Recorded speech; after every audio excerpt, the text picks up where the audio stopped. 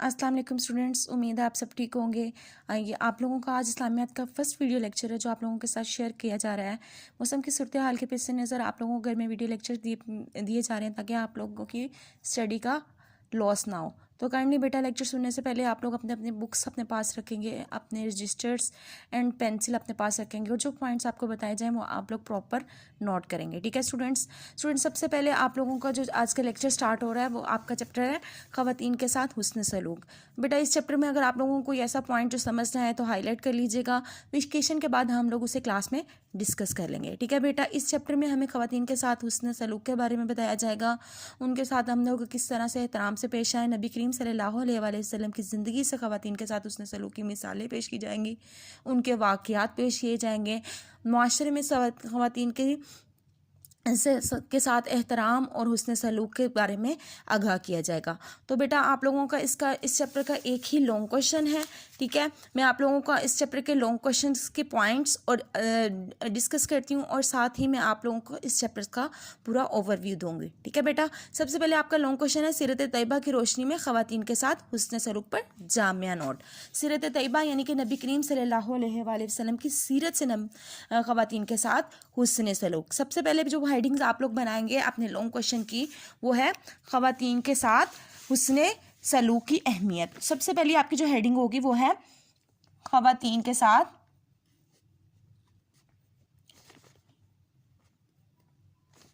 हुस्न सलूक की अहमियत।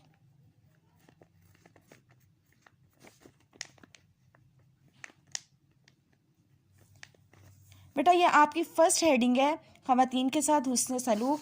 ये आपकी स्टार्ट होगी यहाँ से, फर्स्ट लाइन से हम स्टार्ट करेंगे। ख़वातीन ख़ानदान और माशरे का अहम तरीन असासी रुकन है, यानी कि ख़वातीन जो हैं वो एक ख़ानदान और माशरे को तश्कील देती हैं, अहम तरीन रुकन है।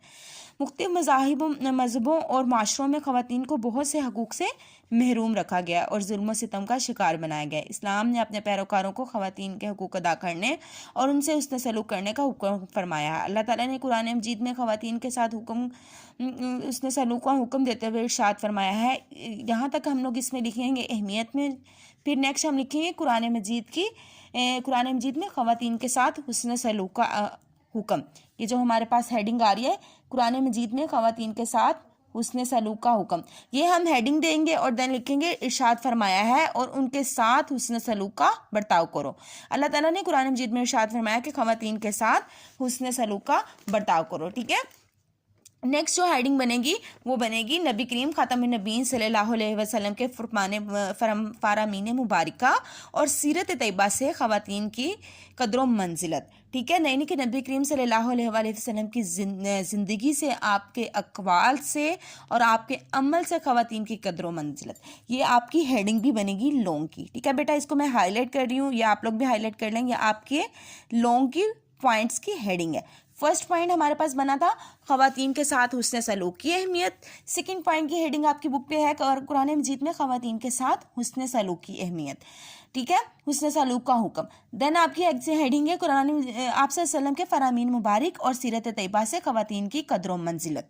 ठीक है, ये हेडिंग बनेगी आपकी, आप ख़ातमुन नबीय्यीन सल्लल्लाहु अलैहि वसल्लम के फ़रामीन मुबारका और सीरत तैयबा से ख़वातीन की कदर व मंजिलत उजागर होती है। ठीक है, नबी करीम सल्लल्लाहु अलैहि वसल्लम ने ख़वातीन के साथ हुस्न सलूक और अच्छे बर्ताव की ताकीद फरमाई है।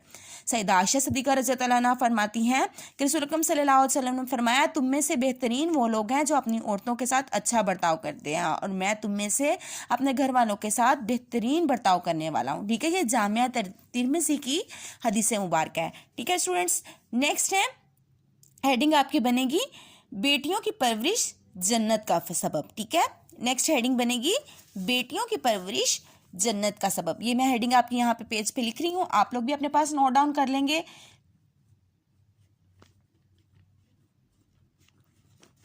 बेटियों की परवरिश जन्नत का सबब।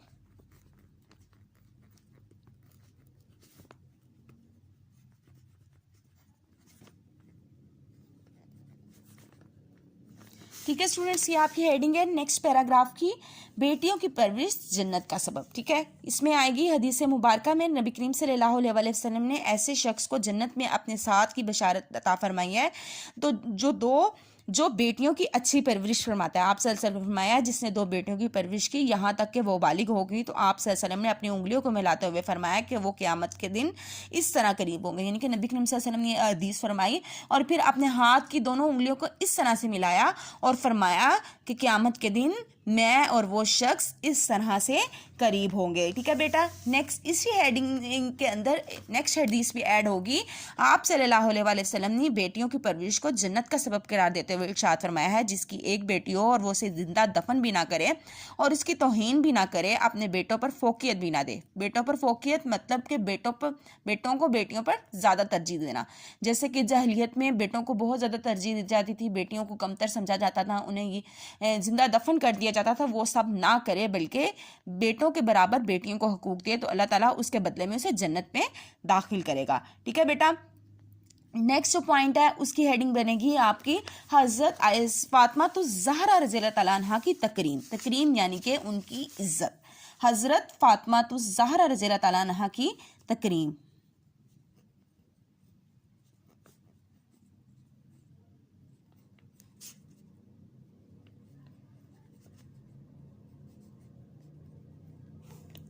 ठीक है बेटा, नेक्स्ट आपकी हेडिंग है हज़रत फातिमा तो ज़हरा रज़ियल्लाहु तआला अन्हा की तकरीम। ये आपका पॉइंट यहाँ से स्टार्ट हो रहा है। ठीक है, नबी करीम सल्लल्लाहु अलैहि वसल्लम को ने औरतों को वो इज़्ज़त दी कि क़यामत तक के लिए उसका मुकाम और मर्तबा सब पर वाज़िया हो गया है। हज़रत आयशा सिद्दीक़ा रज़ियल्लाहु अन्हा फरमाती हैं कि जब हज़रत फातिमा रज़ियल्लाहु अन्हा नबी करीम सल्लल्लाहु अलैहि वसल्लम की खिदमत में हाजिर होती तो आप उन्हें खुश आमदीद कहते हुए खड़े हो जाते और उनका हाथ पकड़ते, उनकी पेशानी को बोसा देते और उन्हें अपनी जगह पर बिठाते। ठीक है, नेक्स्ट हेडिंग बनेगी